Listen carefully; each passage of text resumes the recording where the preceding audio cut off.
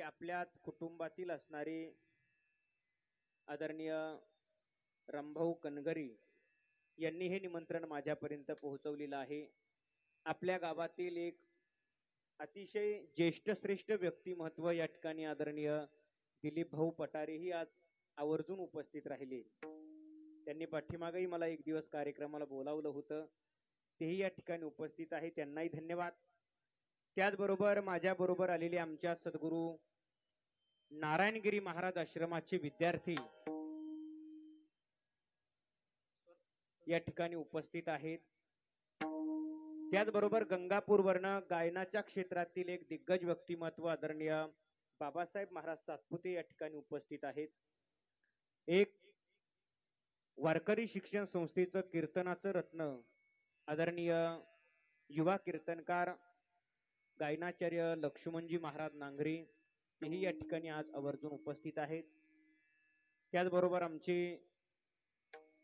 नवीन या क्षेत्रामध्ये गायनाची सेवा देणारे आदरणीय धनाभाऊ जाधव या ठिकाणी उपस्थित आहेत. त्याचबरोबर इकडं आदरणीय गायनाचार्य ज्यांनी नर्मदा परिक्रमा पूर्ण केलेली आहे असे बाळासाहेब पटेल तुवर या ठिकाणी उपस्थित आहेत. त्याचबरोबर विनेकरी आमचे पाचेगावचे असणारे पडवळ डॉक्टर तेही उपस्थित आहे, त्यांनाही धन्यवाद.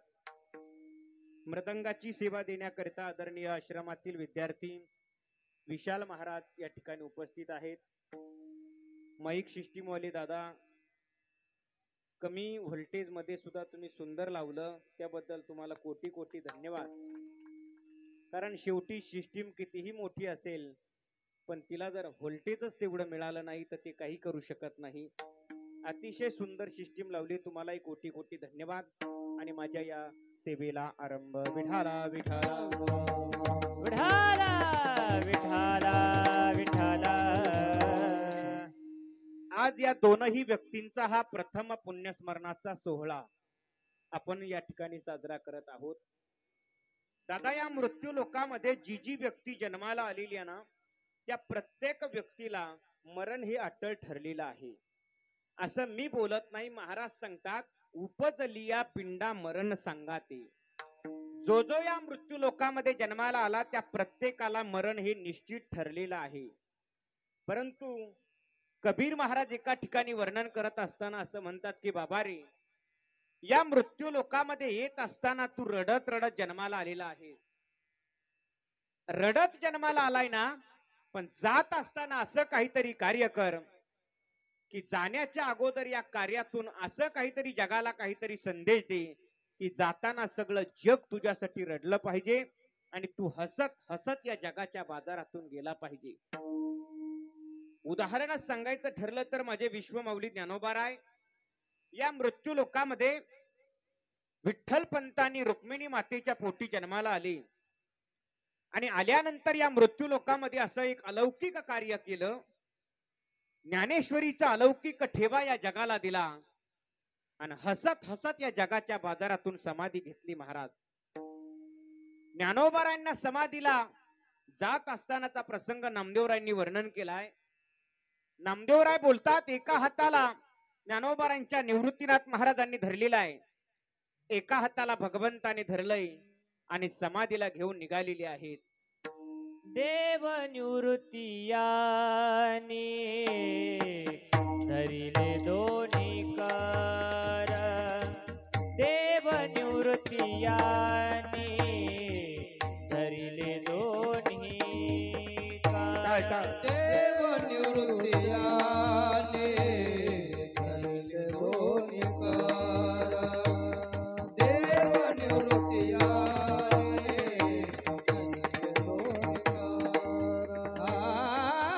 जातो ज्ञानेश्वर ज्ञानेश्वर बैसावया, जातो ज्ञानेश्वर बैसावया, देव निवृत्ती याने धरिले दोन्ही कार, देव निवृत्ती याने धरिले दोन्ही कार.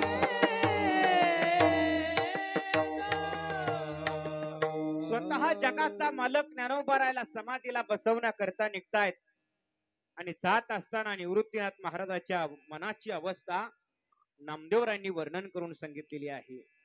नामदेवराय बोलतात बघा, बांधल्या पेंढीचा सुटला सियाळा तृण रानो माळा पांगले से बांधल्या पेंढीचा सुटला सियाळा. अरे आपल्या शेतामध्ये गव्हाच्या ज्या वेळेला आपण गहू सोंगतो आणि त्याची पिंडी बांधतो ना, आणि एखादी वाऱ्याची झुळूक जर आली ना, जसं त्या पिंडीचा धागा तुटतो आणि धागा तुटल्याबरोबर सगळी प्रत्येक तिनका तिनका अस्ताव्यस्त होतो ना, तशी अवस्था निवृत्तीनाथ महाराजांच्या मनाची त्यावेळेला झालेली होती. महाराज का बोलतोय मी हे सगळं? या मृत्यू लोकामध्ये ज्ञानोबाराय आले. अरे जगानं रडावं याच्यात नवल नाही.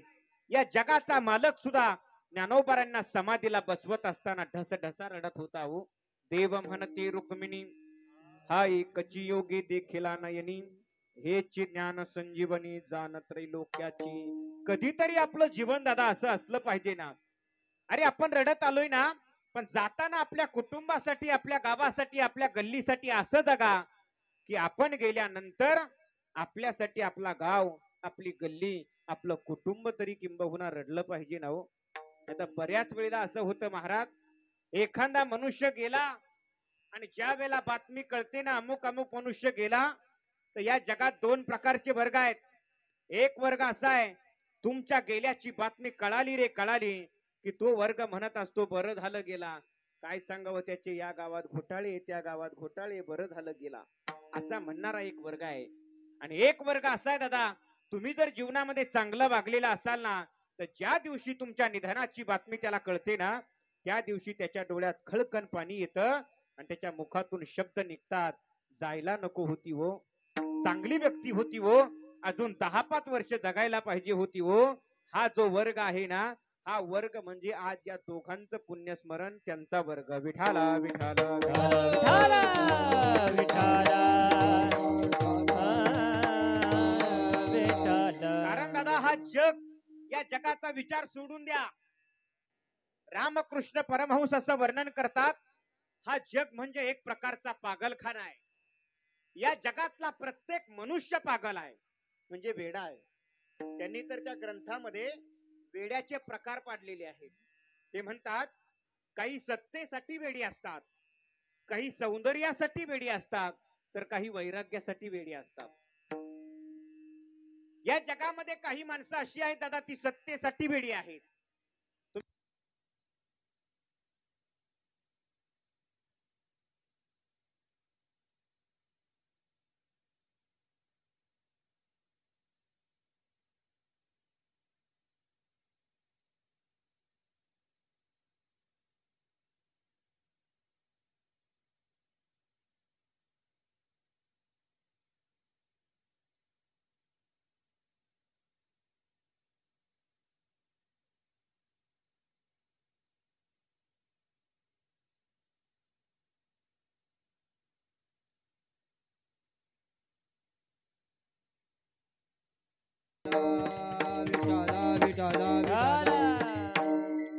या जगामध्ये एक वर्ग असा आहे दादा, की तो सत्तेसाठी वेडा आहे.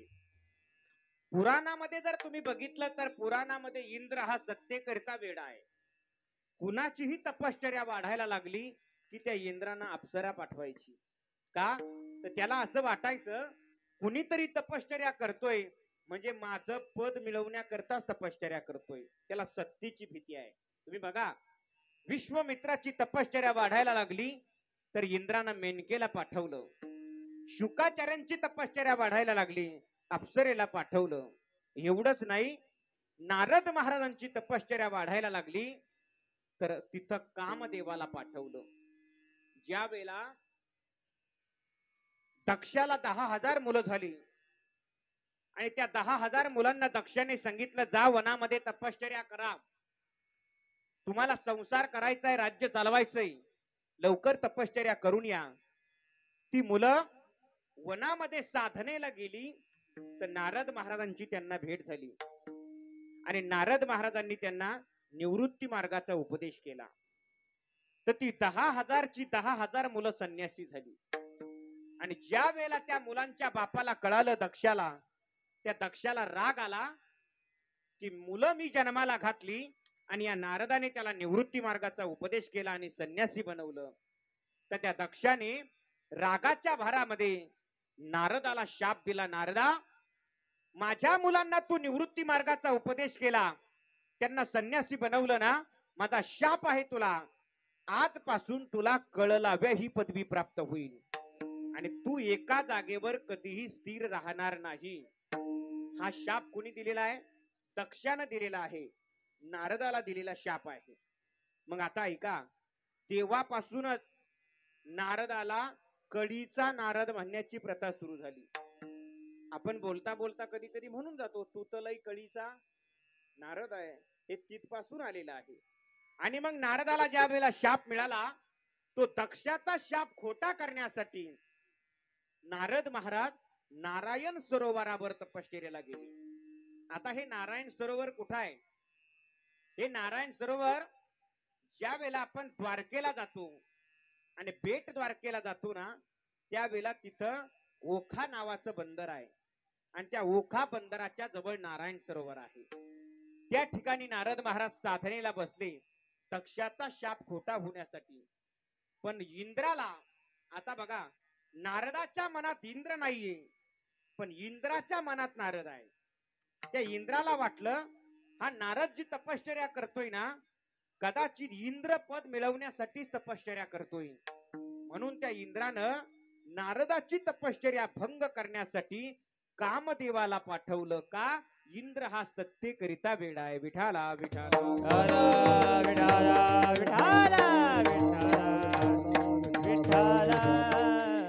या जगामध्ये एक वर्ग असा आहे दादा, साठी वेडा आहे. राजा ययाती हा सौंदर्याकरिता वेडा आहे.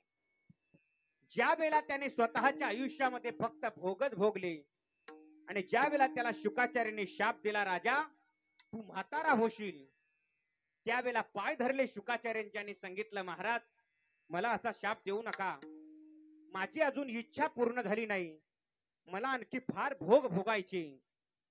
त्यावेळेला शुकाचार्यांनी सांगितलं, राजा आता तुला तर शाप दिलेला आहे, पण जर तुला कुणी तारुण्य देत असेल तर त्याचं तारुण्य घेऊन तुला आणखी भोग भोगता येऊ शकतात. तो राजा ययाती सौंदर्यासाठी इतका वेडा होता की त्याने स्वतःच्या मुलाचं, पुरू नावाचा मुलगा, त्याचं 1000 वर्षाचं आयुष्य घेतलं आणि ते 1000 वर्ष फक्त भोगच भोगली.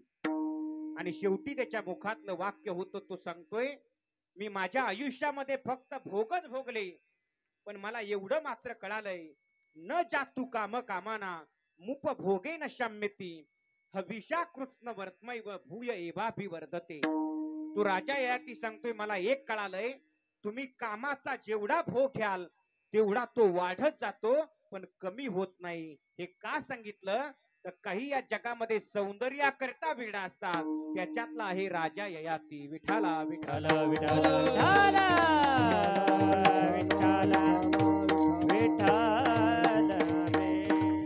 या जगामध्ये एक वर्ग असा आहे दादा की तो वैराग्यासाठी वेडा असतो आणि जे वैराग्यासाठी वेडे असतात त्यांना मृत्यू लोकांमध्ये संत म्हटलं जातं. उदाहरणार्थ शुकाचार्य महाराज, किती वैराग्य आहे शुकाचार्यांचं सांगू तुम्हाला. एकदा विको कमी करा आणि आवाज मोकळा करा. एक दिवस जनकाच्या पत्नीने जनकाला विचारलं होतं, स्वामी नारदही ब्रह्मचारी आहेत, शुकाचार्यही ब्रह्मचारी आहेत, मग नेमकं दोघातला श्रेष्ठ ब्रह्मचारी कोण? जनकानं सांगितलं, राणी असा निर्णय देता येणार नाही, दोघही आपापल्या परीने श्रेष्ठच ब्रह्मचारी आहे. पण ती जनकाची पत्नी तिनं सांगितलं, नाही मी परीक्षा घेते. आणि म्हणून तिनं काय केलं, नारदालाही निमंत्रण दिलं, शुकाचार्यांनाही निमंत्रण दिलं. दोघही आले आणि त्या जनकाच्या धर्मपत्नीने सुंदर असा लावण्यवती शृंगार केला, जणू का एखादी अप्सरा स्वर्गातून खाली आली. आणि ज्या वेळेला शुकाचार्य आणि नारदांना तिने एका झोपाळ्यावर बसवलं आणि हे दोघं झोपाळ्यावरती बसलेले असताना ती जनकाची पत्नी अगदी नटून थटून त्या झोपाळ्यावर दोघांच्या मध्ये जाऊन बसली. दोघांच्या मध्ये जाऊन बसल्याबरोबर नारद महाराज तिथून उठले आणि बाजूला गेले. का?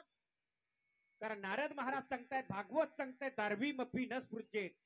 संत भाषांतर करताना सांगतायत, काष्टा या पाशाना मृत्युकेच्या. मी ब्रह्मचारी आहे आणि एका स्त्रीचा स्पर्श कसा करावा म्हणून नारद महाराज उठून बाजूला झाले. पण त्या देवीच्या शेजारी शुकाचार्य बसलेले आहेत. शुकाचार्य आपल्या मस्तीमध्ये मस्त आहेत, डोळे बंद आहेत आणि भगवंताचं चिंतन चालू आहे. आणि त्यावेळेला जनकाच्या पत्नीनं देवीनं जनकाला निर्णय दिला की स्वामी, खरा ब्रह्मचारी जर कोण असेल तर ते शुकाचार्य आहेत, माझ्या शेजारी बसलेले. याचं कारण असं, नारदाला अजून त्याच्या ब्रह्मचार्याविषयी शंका आहे म्हणून तर ते उठून बाजूला झाले. पण या शुकाचार्यांच्या शेजारी एक स्त्री बसली, याचं सुद्धा यांना भान राहिलेलं नाहीये. इतके ते भगवंताच्या समाधीमध्ये मग्न आहेत. याचा अर्थ खरे ब्रह्मचारी शुकाचार्य आहेत. मग एवढं मोठं वैराग्य शुकाचार्यांचं, एवढं मोठं वैराग्य. आणखी तुम्हाला वैराग्य सांगू, ज्या वेळेला शुकाचार्य महाराज आईच्या उदरातून जन्माला आले, आल्याबरोबर अरण्यामध्ये साधनेला निघून गेले, तर शुकाचार्यांची तपश्चर्या भंग करण्यासाठी इंद्रानं एका अप्सरेला पाठवलं. त्या अप्सरेचं नाव होतं उर्वशी. ती उर्वशी नावाची अप्सरा शुकाचार्यांच्या समोर आली आणि वेडेवाकडे चाळे करू लागली. शुकाचार्य डोळे बंद आहेत आणि आपल्या समाधीमध्ये मग्न आहेत. काही केल्या शुकाचार्य तिला भाळत नव्हते. अखेरता देवीनं काय केलं, स्वतःच पोटच फाडलं. आता आपलं पोट जर फाडलं तर याच्यातून जंतू नरक मुताने भरली रे, दुर्गंध बाहेर येईल. पण ती अप्सरा आहे, ती इंद्राच्या दरबारात राहणारी अप्सरा आहे आणि त्या ठिकाणी अमृत पिण्याकरिता आहे. त्यामुळे तिनं पोट फाडल्याबरोबर त्या पोटातून सुगंध बाहेर आला आणि तो सुगंध ज्या वेळेला शुकाचार्यांच्या नासिकापर्यंत गेला, शुकाचार्यांनी डोळे उघडले आणि एक टक नजरेनं त्या उर्वशीकडे पाहू लागले. त्या उर्वशीला वाटलं मला भाळले. ती उर्वशी म्हणते, काय शुका, भाळलास का मला? त्यावेळेला शुकाचार्य सांगतात, नाही ग, मी तुला भाळलो नाही. मी मनामध्ये असा विचार करत होतो, मी त्या व्यास पत्नीच्या पोटामध्ये 12 वर्ष राहिलो. किती दुर्गंध होता त्या आईच्या पोटामध्ये. मग मी मनामध्ये असा विचार केला, 12 वर्ष त्या व्यास पत्नीच्या पोटात राहण्यापेक्षा 12 वर्ष जर तुझ्याच पोटात राहिलो असतो तर किती बरं झालं असतं. का? पर्यायानं त्या उर्वशीला सुद्धा आई म्हणून संबोधलं. एवढं मोठं शुकाचार्यांचं वैराग्य आहे महाराज. आणि त्यांनाच या मृत्यू लोकामध्ये संत म्हणतात. विठाला विठाला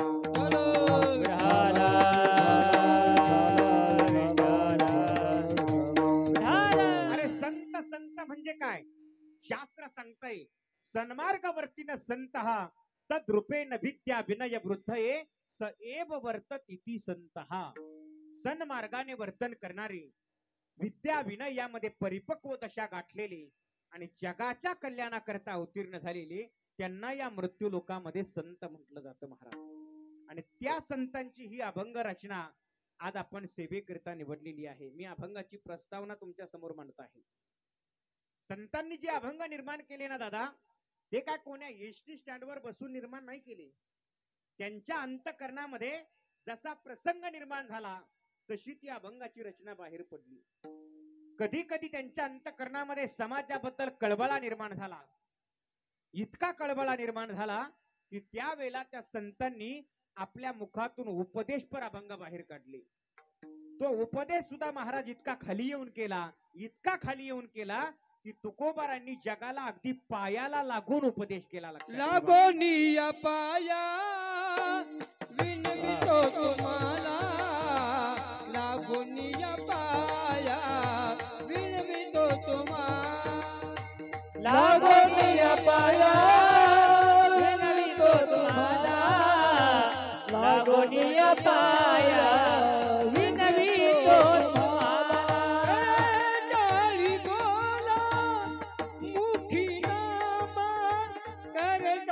बोला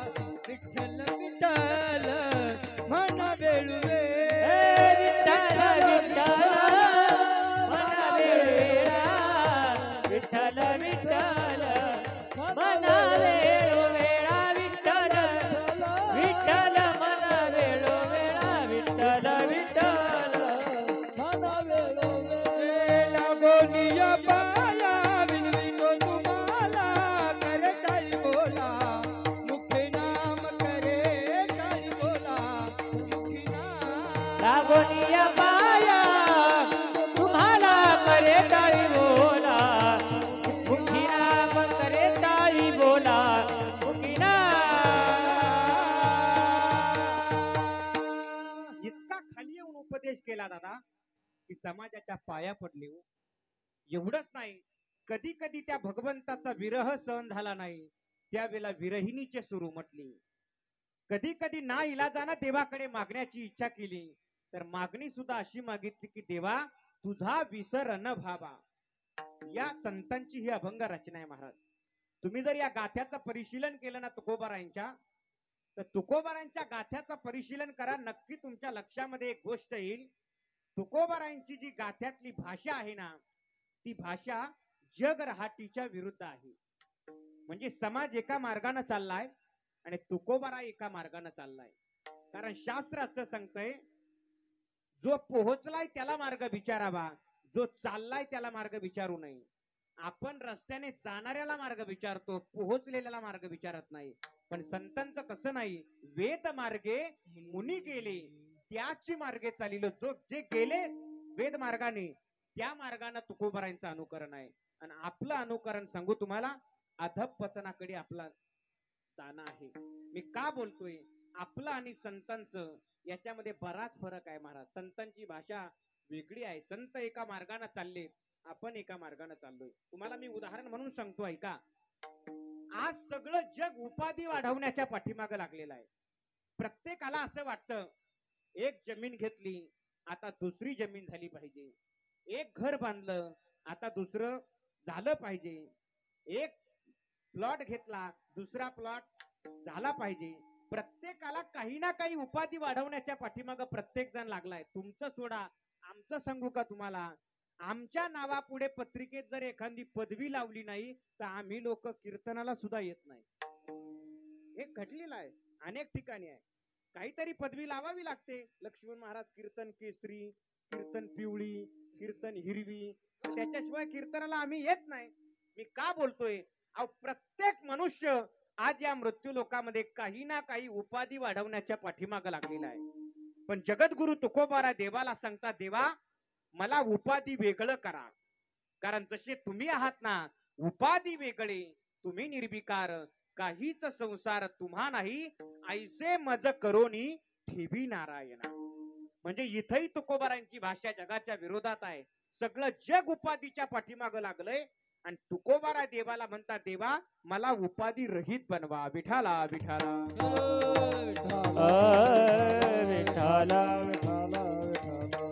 दुसरा मुद्दा ऐका. आज सगळं जग श्रीमंत होण्याच्या पाठीमागे लागलंय.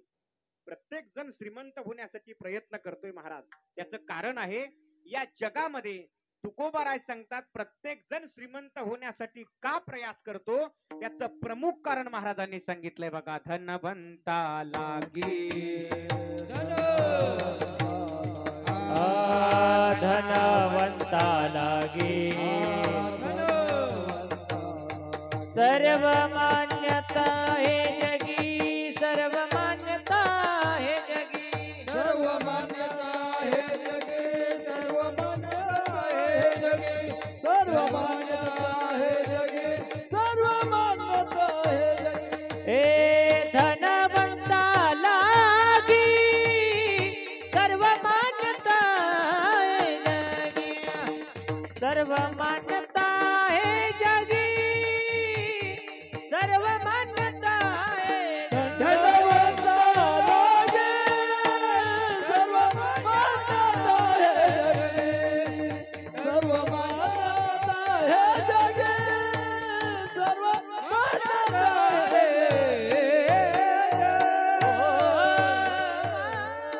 तुकोबाराय सांगतात प्रत्येक मनुष्य साठी प्रयास करतोय. याचं कारण आहे, या मृत्यू लोकांमध्ये श्रीमंताला मान आहे. पण देव इतका हुशार आहे महाराज. देव काय करतो माहितीये का, देव ज्याला धन देतो ना दिली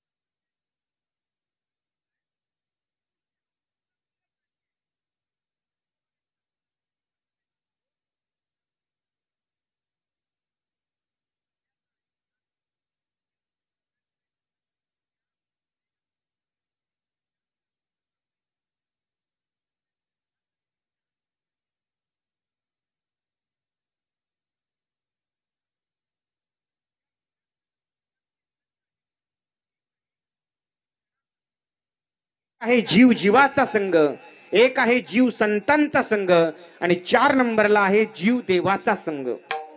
मग नेमका आम्ही संघ करायचा कोणाचा? पहिला संघ आहे जीव जडाचा संघ. जड जड म्हणजे काय? जड या शब्दाचा अर्थ आमच्या वेदांत शास्त्रामध्ये संसाराला जड म्हणतात. आता सांगा, जीवानं संसाराचा संघ केला, सुख मिळेल का हो? जीवानं संसाराचा संघ केला, सुख मिळेल का? कारण याला बोर्ड लावलेला आहे संसाराला, दुःखालयम शाश्वत. जसं आपल्याला बोर्ड असतो ना गावात, औषधालय म्हणजे औषधाचं भांडार, पुस्तकालय म्हणजे पुस्तकाचं भांडार, ग्रंथालय म्हणजे ग्रंथाचं भांडार, तसं दुःखालय म्हणजे दुःखाचं, या संसाराला बोर्ड लावलेला आहे दुःखालय. महाराज याच्या पुढे सांगू तुम्हाला, माझे गुरुजी तर असं म्हणायचे, बाबा हो, हा जो संसार आहे ना, हा संसार जागृतीमध्ये जाऊ द्या, पण हा संसार माणसाला स्वप्नात सुद्धा सुख देत नाही. स्वप्नात सुखाचा विचार नाही कोठे, सुखाचा विचार नाही कोठे, सुखाचा विचार नाही कोठे. दुःख बांधवडी आहे हा संसार, सुखाचा विचार नाही कोठे, सुखाचा विचार नाही कोठे. दुःख बांधवडी आहे हा सुखाचा विचार नाही कोठे, सुखाचा विचार नाही कोठे. या संसारात सुखाचा विचारच नाहीये दादा. मी सांगितलं तुम्हाला, जागृती जाऊ द्या, स्वप्नात सुद्धा हा संसार माणसाला सुख देत नाही देत. तुम्हाला पटवून देऊ का? एका उदाहरणाने पटवून देतो. काय झालं, एक मुलगा मुंबईला राहत होता. आता लग्न ठरलं म्हणून गावाकडे आला, कारण आजकालची पोरं या फंद्यात पडत नाही, हम दो आणि हमारे दो आणि पहिले दो जाने दो वृद्धाश्रम, है का नाही? हा, मुंबईला होता, गावाकडे लग्न ठरलं म्हणून आला. आता लग्न झाल्याबरोबर बायकोला घेऊन परत मुंबईला गेला. आता मुंबई म्हणजे कंजेस्टेड, जागेची कमतरता आहे तिथे. यानं 10 बाय 10चा रूम घेतला, भाड्यानं भाडोत्री रूम घेतला, आणि मग तो संसार सुरू झाला त्याचा. आणि मग लाटणं, पोळपट, फ्रीज, मिक्सर, कूलर सगळं काही साहित्य आणलं आणि सगळा संसार सुरू झाला. एक दिवस ऑफिस वरनं लवकर घरी आला. दोघा पती पत्नींनी जेवण केलं आणि पलंगावरती गप्पा मारत बसले. गप्पा सुरू झाल्या आणि हा बायकोला म्हटला, का ग, आता आपला संसार सुरू झालाय, पण आपल्याला जर मुलगा झाला तर त्याला झोपवायचं कुठं? आता फक्त गप्पा चालल्या यांच्या. मुलगा झाला तर त्याला झोपवायचं कुठं? आता ती हुशार होती, ती म्हणे काय अडचण नाही, तुम्ही थोडं पलीकड सरका, मी थोडं अलीकड सरकते, मधी झोपवलं. एवढ्यावरही तो थांबला नाही. तो म्हटला, का ग, त्याच्यानंतर जर आपल्याला जुळे झाले, मग तुम्हाला जुळे कळते का? आवळे जावळे, ट्विन्स है का नाही? मग ती म्हणती काय अडचण नाही, होऊ द्या ना, जुळे जरी झाले ना, तुम्ही थोडं आणखी पलीकड सरका, मी थोडं आणखी अलीकड सरकते, मध्ये झोपवले दोघं ते. आता किती झाले सगळे? 4 कसे होतील? पहिला 1 आणि हे जुळे 3च झाले ना, है का नाही? आणि मग आता त्यानं थांबावा ना एवढ्यावर, तेवढ्यावरही थांबला नाही. तो म्हटला, का ग, याच्यानंतर जर एखादं कन्या रत्न झालं मग? आता ती हुशार होती, ती म्हणे काय अडचण नाही, होऊ द्या ना, तुम्ही थोडं आणखी पलीकड सरका, मी थोडं आणखी अलीकड सरकते, मध्ये झोपू. हा पलीकड सरकायला गेला, पण पलंग संपलेला होता. जसा वर्ण खाली धाड आदळला, असाच आदळल्याबरोबर त्याचं कमरेचं हाड मोडलं. त्याला आता श्रीरामपूरला न्यायला आपल्याला दवाखान्यात वेळ नाहीये.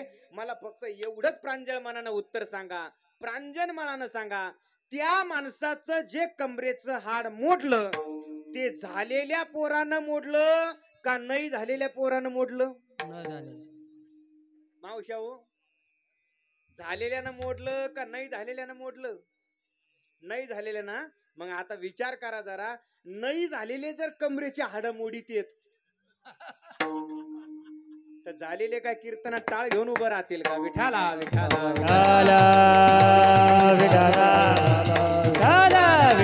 विठाला. ऐका, शिवानं संसाराचा संग केला, हा संसार स्वप्नात सुद्धा माणसाला सुख देत नाही महाराज. ठीक आहे महाराज, आम्ही संसाराचा संग नाही करणार. मग महाराज आम्ही जीवानं जीवाचा संग केला तर चालेल का? म्हणजे मीही जीव आहे, समोरचाही जीव आहे, पण उदाहरण असं आहे, मी सुद्धा दुःखीच आहे आणि समोरचा जीव सुद्धा दुःखीच आहे ना. कोण सुखी आहे इथं? हा, तुम्ही स्वर्गातला राजा इंद्राला सुद्धा जाऊन विचारा, नचेंद्रस्य सुखम किंचित न सुखम परिवर्तिन. हा, अरे इंद्राला जरी जाऊन तुम्ही विचारलं ना, तू सुखी आहे का, इंद्र सुद्धा म्हणेल मी दुःखी आहे. इथं कोणी सुखी नाही दादा. मग मीही दुःखी आहे आणि तुम्हीही दुःखी आहात. मग दोन दुःखी जीव जर एकत्र आले तर एक सुखी परमात्मा निर्माण होत नाही, हा शास्त्राचा सिद्धांत आहे. आता दोन दुःखी जीव एकत्र आले, सुख कसं मिळेल हो? किंवा हे नसेल पटलं तुम्हाला सोपं सांगतो, पटकन सांगा. तिखट अधिक तिखट बरोबर गो हा? तिखट. गोड अधिक गोड बरोबर गोड. आंबट अधिक आंबट बरोबर हा? मूर्ख अधिक मूर्ख बरोबर महामूर्ख आहे का नाही? मूर्ख अधिक मूर्ख बरोबर महामूर्ख. पटकन म्हणायचं बिंदास, माझ्या कीर्तनात बोलायचं बिंदास. मूर्ख अधिक मूर्ख बरोबर महामूर्ख. खरं सांगा मला बाबा, 1000 मूर्ख एकत्र आले, एक शहाणा होईल का? हा? नगर जिल्ह्यातले 1000 मूर्ख एकत्र केले, एक शहाणा होईल का? काही काही मूर्ख तर मूर्खपणाची पराकाष्ठा करतात बुवा.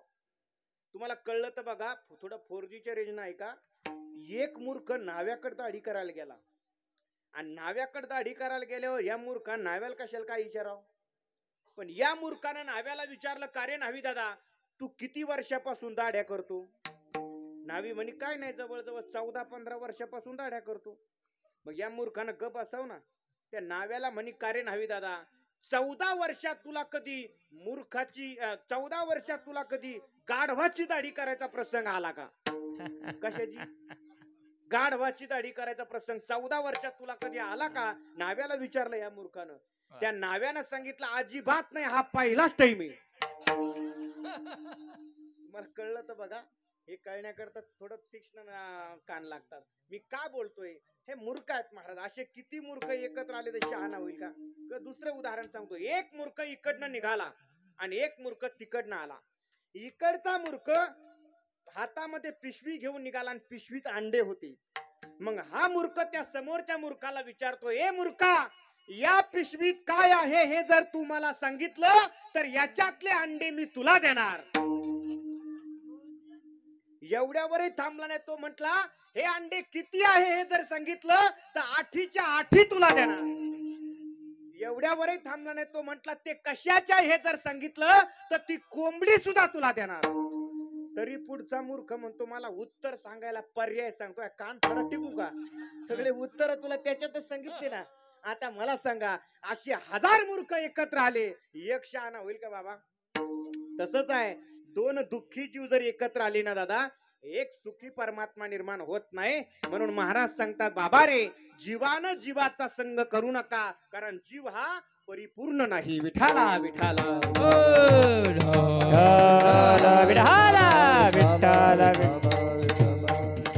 मग करायचाच असेल तर जीवानं संतांचा संग करा, करायचाच असेल तर जीवानं देवाचा संग करा दादा. संतांचा संग नक्की करा. कारण एका ठिकाणी एका कवीनं म्हटलंय बघा, संतन के संग लाग रे तेरी अच्छी बनेगी. संतन के संग लाग रे तेरी अच्छी बनेगी.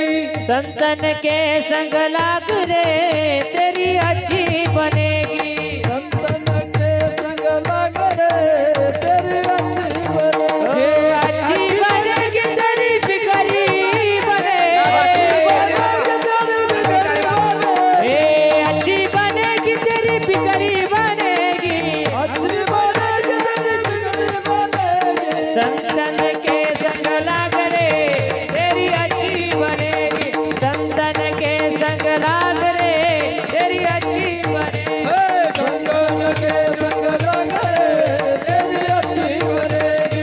संतन के संग लाग रे तेरी अच्छी बनेगी. संताचा संग करा दादा. आता आणखी तुमचा एक गैरसमज काढून टाकतो. संत वेगळे, संत वेगळे, महाराज वेगळे बरं का. काही काही लोक आम्हाला म्हणजे महाराज आमच्या घराला तुमचे पाय लागू द्या ना. मी म्हणलं तू वायली निघायचं का? अरे आमचे पाय आमच्या घराला लागत नाही, तुझ्या घराला लागले तू घरी राहशील का? हा? महाराज वेगळे आणि संत वेगळे दादा. म्हणून करायचाच असेल तुम्हाला संतांचा संग करा, करायचाच असेल तुम्हाला देवाचा संग करा दादा. बाकीचे संघ करू नका. आणखी प्रचंड संघ आहे. आपल्याकडे वेळ आहे, चिंतनात आपल्याला अभंगात घुसायचंय म्हणून तुम्हाला 2-3 संघ सांगून जातो. एक आहे देहसंग. महाराज सांगतात आम्ही कुणाचा संघ नाही करणार, पण हा देहसंग टाकता येत नाही ना. देहसंग टाकता येईल का तुम्हाला? माणसं महाराज, मी एका गावाला कीर्तनाला गेलतो. मी घरी गेल्याबरोबर कॉटवर पडलेले बाबा होते असे. मला पाहिल्याबरोबर मला म्हणे महाराज बरं झालं आलं, या या या बसा. आणि मला म्हणू लागले महाराज काय सांगावं तुम्हाला, 5 वर्ष झाले म्हटले संडास इथं, लघवी इथं, जेवण इथं. 5 वर्षापासून एका जागेवर पडून आहे. मला फक्त एवढंच सांगा मला मरण कधी येईल. मी म्हंटल बाबा वर जागा शिल्लक नाही हो, कोरोना काळापासून खूप रेलचेल चालू आहे, वर जागा शिल्लक नाही. मग मला म्हणे महाराज वर जागा कधी शिल्लक होईल. म्हटलं मला टपाला आलं का तुला कळवतो मी, काय का नाही. माणसं महाराज वैतागली. देह जरी मिळालेला असला ना तुम्हाला, तरी या देहाला काही काही लोक वैतागली, मरणाची वाट पाहतायत महाराज, पण मरण येत नाही. आणि देव इतका हुशार आहे महाराज. आता माग कोणता रोग आलता? कोरोना, आहे का नाही. त्याच्या आधी पण एक रोग आलता होता, कोणता? स्वाईन फ्लू, आहे का नाही. Swine flu. आता लोक काय झाले, रोग आला का लोक म्हणतात नवीन रोग आला, नवीन रोग आला. रोग नवीन नसतो, रोग जुनाच असतो. फक्त देवानं काय केलेलं असतं, त्याला थोडा मुलामा लावून पाठवलेलं असतं. मुलामा लावून पाठवतो देव. तुम्ही पहा माग स्वाईन फ्लू आला बरोबर, लोक म्हणे नवीन रोग आला, नवीन रोग आला. नवीन नव्हता हो, तो जुनाच होता. शब्द काय आहे त्याचा, रोगाचं नाव काय? स्वाईन. स्वाईनला यस आहे सुरुवातीला, काय आहे? यस लावलेला. देवानं तेवढंच काम केलं, फक्त त्याला यस लावला आणि वरून पाठवून दिला. तुम्हाला जर कळत असेल तर बघा, स्वाईनचा यस बाजूला करा, खाली काय शिल्लक राहतं? स्वाईनचा यस बाजूला करा, खाली शिल्लक राहतं वाईन. काय शिल्लक राहतं? मग देव म्हणतो नाही वाईन ना मेले तर ते स्वाईन ना मरतील. विठाला विठाला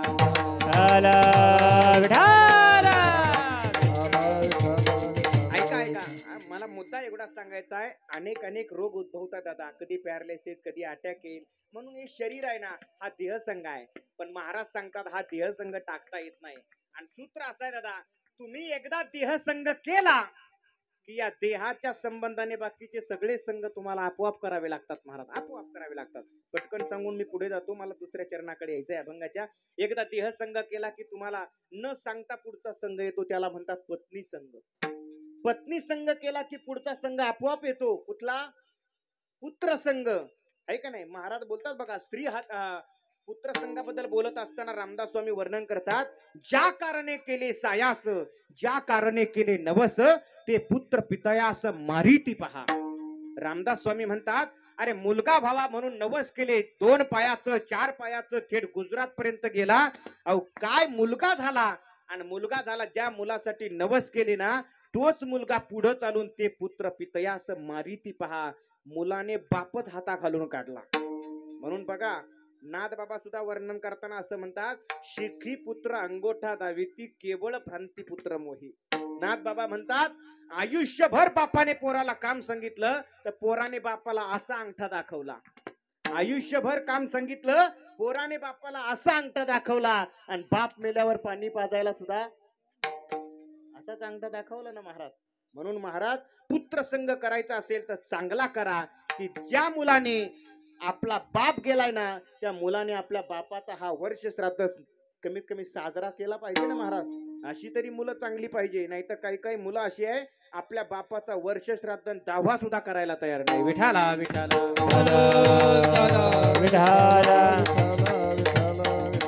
ऐका, एकदा तुम्ही हा पुत्र संघ केला की नंतर या सगळ्या कुटुंबाचं पालन पोषण करण्यासाठी तुम्हाला आणखी एक संघ करावा लागतो. कोणता? धनसंघ म्हणतात त्याला. पैसा मिळवणं अवघड आहे, पैसा सांभाळून ठेवणं अवघड आहे. आणि चोरानं नेलं तर त्याच्यासारखं दुःख नाही महाराज. आयुष्यात माणसाला सगळी सोंग करता येतात, पण पैशाचं सोंग करता येत नाही महाराज. पैशाचं सोंग नाही करता येत महाराज, अजिबात कुणालाच करता येत नाही. पण काही काही लोक मी अशी बघितली महाराज, पोटाला खाणार नाही हो, पण नुसतं गबाळ गोळा करून ठेवणार. पोटाला खात नाही लोक, पण नुसते गोळा करून ठेवतात, गोळा करून. तुम्हाला उदाहरण म्हणून सांगू, एका गावाला गेलो तुम्ही, त्या गावचे सरपंच होती ती. मी गेल्याबरोबर त्यांना आनंद झाला, म्हणे महाराज बरं झालं आले, बरं झालं. काय सांगावं तुम्हाला, सकाळपासून इतकं काम. एक टोमॅटोची गाडी भरून दिली, एक गवारची गाडी भरून दिली, एक वांग्याची गाडी भरून दिली, एक आणखी मेथीची गाडी भरून दिली. मी मनात म्हटलं, एवढा माळव जर याच्या घरी आहे तर मग आजच्या सारखं जेवण माझं कुठं होणार नाही. पण प्रत्यक्षात जेवायला बसलो तर बेसन भाकरी म्हणलं करायलाच कोणाला वेळ आहे का? पोटाला खाणार नाही हो, पण नुसतं गव्हाळ गोळा करून ठेवणार. काय झालं, एकदा एका श्रीमंत शेठजीना प्रचंड कमावलं. आता एवढं कमावलं म्हटलं सांभाळावं पण लागेल ना, मग घरात तिजोरीमध्ये ठेवलं. पण तो शेठजी ते राखण करायला तिजोरीच्या जवळच झोपायचा. रात्री 5 जण दिली भाऊ घरात शिरले, आपल्या नाही त्या शेठजीच्या. हा 5 जण घरात शिरले शेठजीच्या. 2 जण तिजोरी खोलतायत, एक जण शेठजीच्या डोक्याजवळ, एक जण पायाजवळ, एक तर शेठजीच्या डायरेक्ट छाताडावरच बसला. चाकू घेतला, शिर्डीच्या नरड्यालाच लावला. काढ चावी.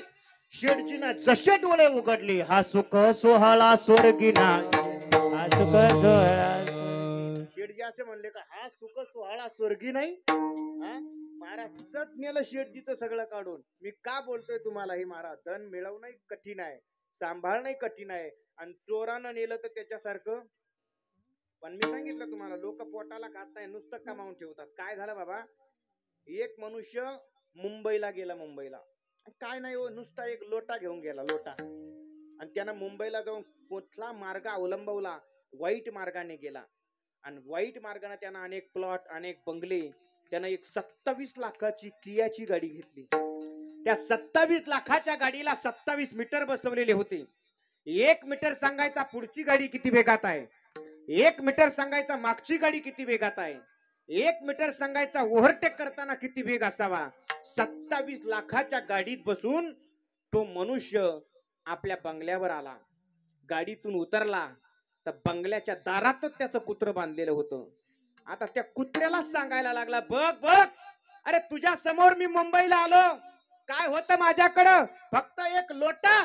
अरे बघ आता माझे एवढे प्लॉट आहेत, एवढे बंगले आहेत, ही बघ 27 लाखाची गाडी घेतली. अरे हिला 27 मीटर आहेत, बघ बघ 27 लाखाची गाडी आहे. हे कुणाला सांगतोय मामा? तेव्हा हे कुणाला सांगतोय? कुत्र्याला सांगतोय, बघ 27 लाखाची गाडी घेतली, 27 मीटर आहे तिला. तेवढ्यात त्या कुत्र्याला वाचा फुटली. ते कुत्र म्हटलं, मालक तुम्ही 27 लाखाची गाडी घेतली, तिला 27 मीटर आहे, पण हे मला सांगून काय उपयोग आहे? तुमच्या 27 लाखाच्या गाडीची मला काय किंमत आहे हे तुम्हाला पाहायचं का? फक्त साखळीतून मोकळं करा, वर पाय करून दाखवून देतो. विठाला विठाला.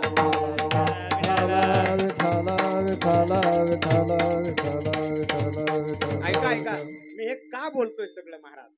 धनसंग लोक नुसते गबळ गोळा करून ठेवतात, पोटाला खाणार नाही. भाऊ पोटाला खा, कोणे दिवशी येईल त्याचा भरोसा राहिलेला नाहीये दादा.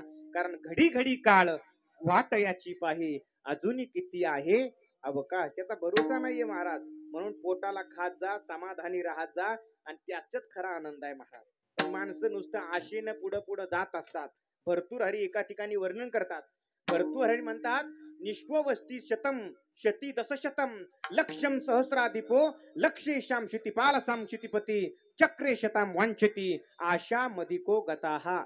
भर्तृहरी म्हणतात, ज्याच्याकडे 10 रुपये त्याला वाटतं 100 झाले पाहिजे, 100 आहेत 1000 झाले पाहिजे, 1000 वाल्याला वाटतं त्याचे 10,000 1,00,000 झाले पाहिजे, नंतर माझा जिल्हा परिषदेला नंबर लागला पाहिजे, नंतर मी तालुक्यातून निवडून आलो पाहिजे, तेवढ्यानं भागत नाही नंतर मी जिल्ह्यातून निवडून आलो पाहिजे, तेवढ्यानं भागत नाही नंतर मी महाराष्ट्रातून मंत्री झालो पाहिजे, नंतर महाराष्ट्रात झालं आता कुठं गेलो पाहिजे, आता केंद्रात मी गेलो पाहिजे, आणि केंद्रात जाऊन मला असं मंत्रीपद भेटलं पाहिजे का मला सगळ्या महाराष्ट्राचं डांबर खायला मिळालं पाहिजे.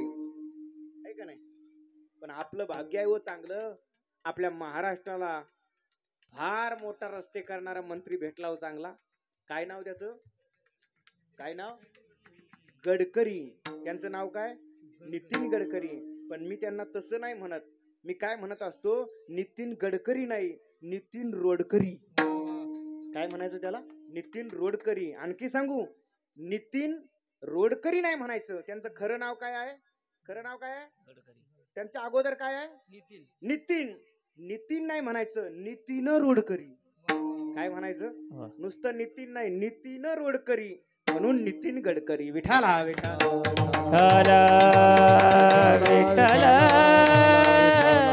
ऐका.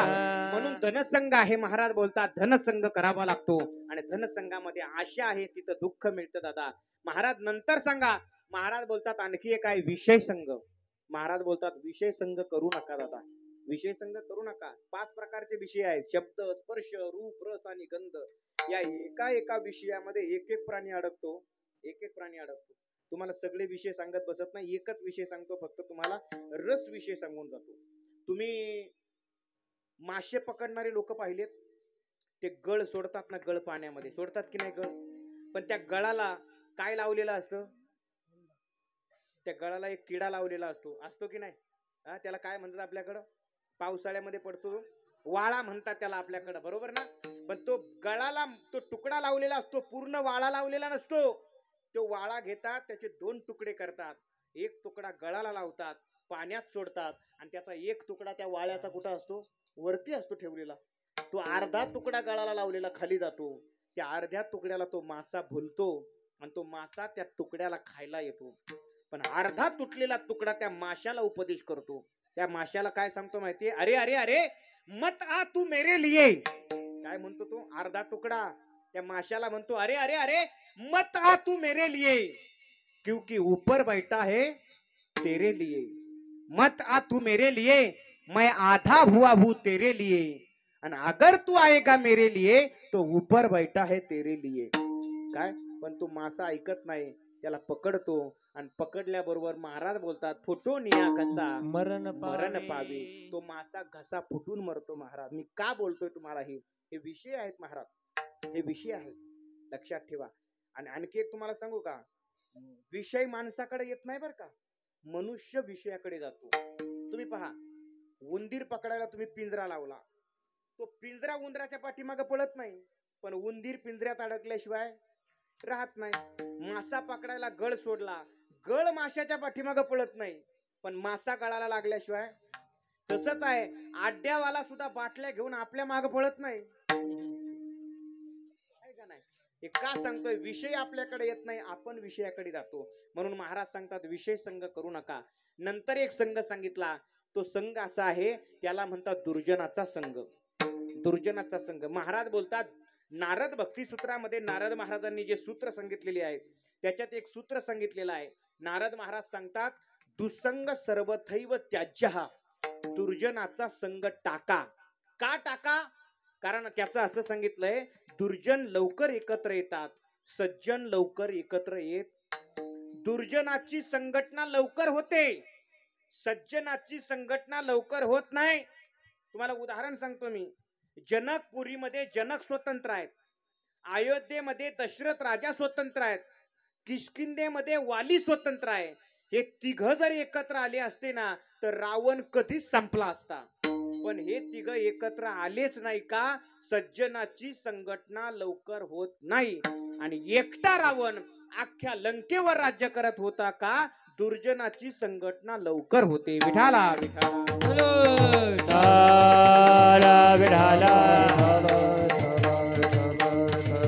म्हणून दुर्जनाचा संघ टाळा दादा.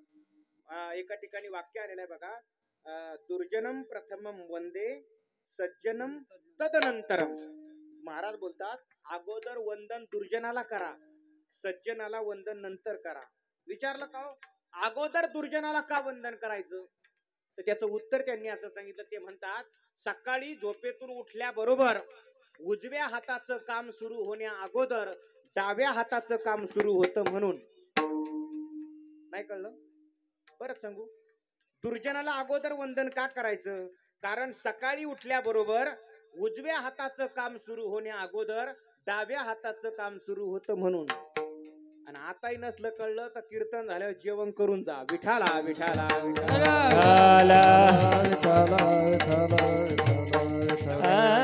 शेवटचा मुद्दा सांगतो आणि माझ्या सेवेच्या पूर्ण विरामाकडे येतो मी. महाराज बोलतात दुर्जनाचा संग करू नका. हे दुर्जन कसे सांगतो तुम्हाला.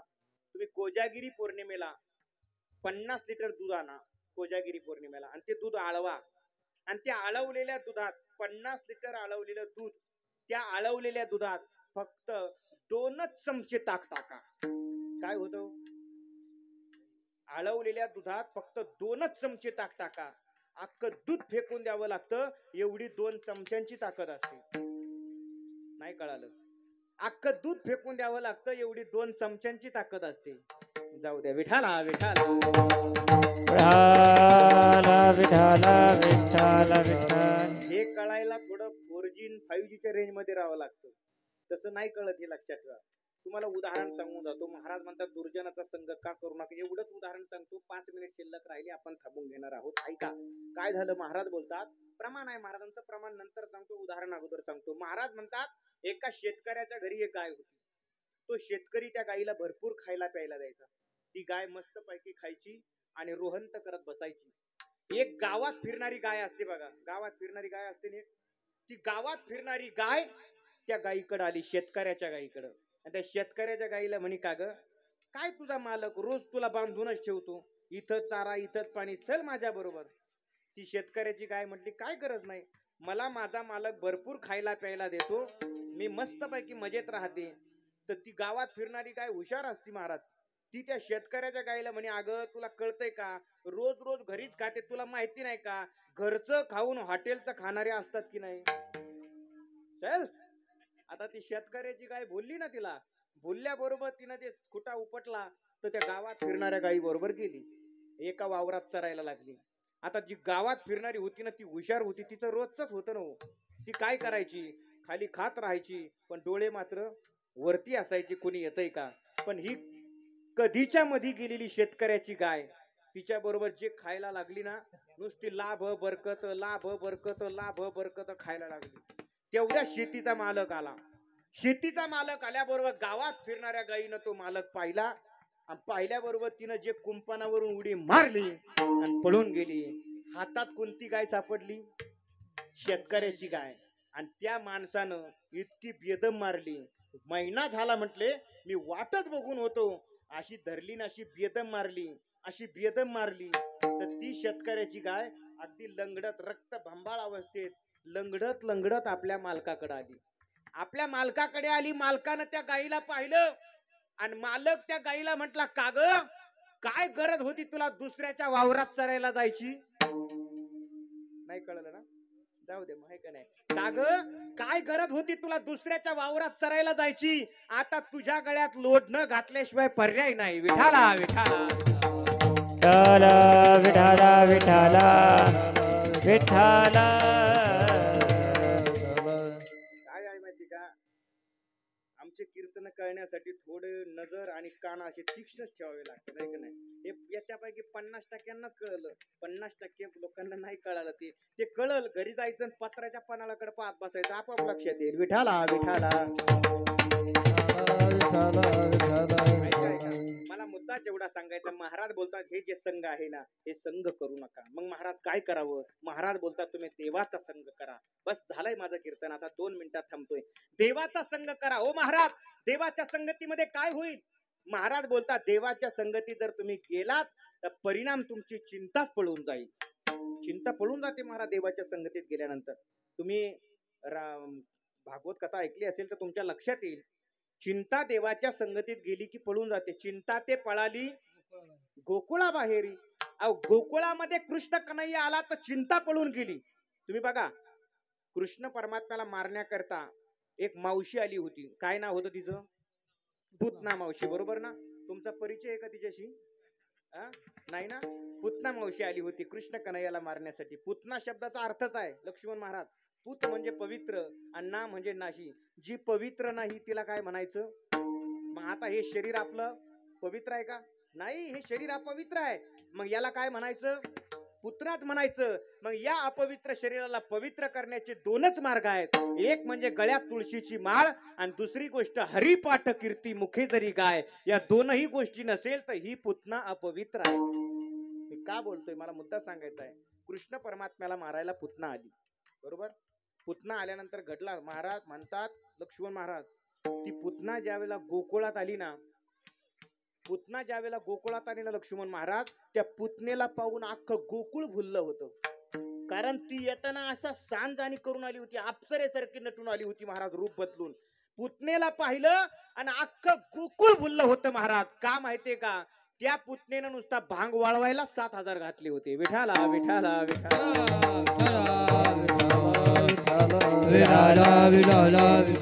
मग आता ऐका, भगवंताला मारायला पुतना आली. लक्ष देऊन ऐका, झालंय कीर्तन. भगवंताला मारायला पुतना आली. देवानं पुतनेला मारलं. परिणाम चिंता ते पळाली गोकुळा बाहेरी. चिंता पळून गेली, पुतनेला मारलं.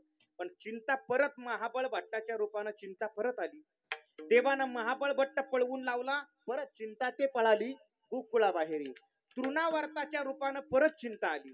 तृणावर्त मारला, चिंता ते पळाली गोकुळा बाहेरी.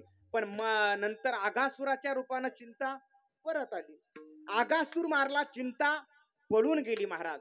नंतर केसी नावाचा दैत्य आला, म्हणजे चिंता परत आली.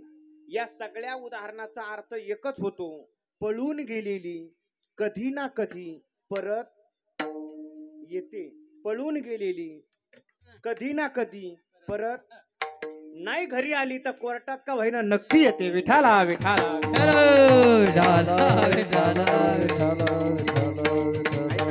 दादाही माझं कीर्तन. महाराज बोलतात देवाचा संग करा, साधूचा संग करा, नामचिंतन करा.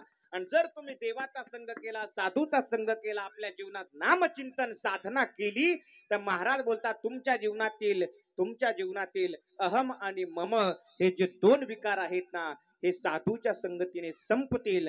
आणि हे 2 विकार एकदा तुमचे संपले की तुमच्या जीवनामध्ये जी स्थिती येईल त्या स्थितीचं नाव आहे अद्वैत अशी स्थिती. महाराज अभंगाच्या 2ऱ्या चरणात सांगताय, या नावे अद्वैत खरे ब्रह्म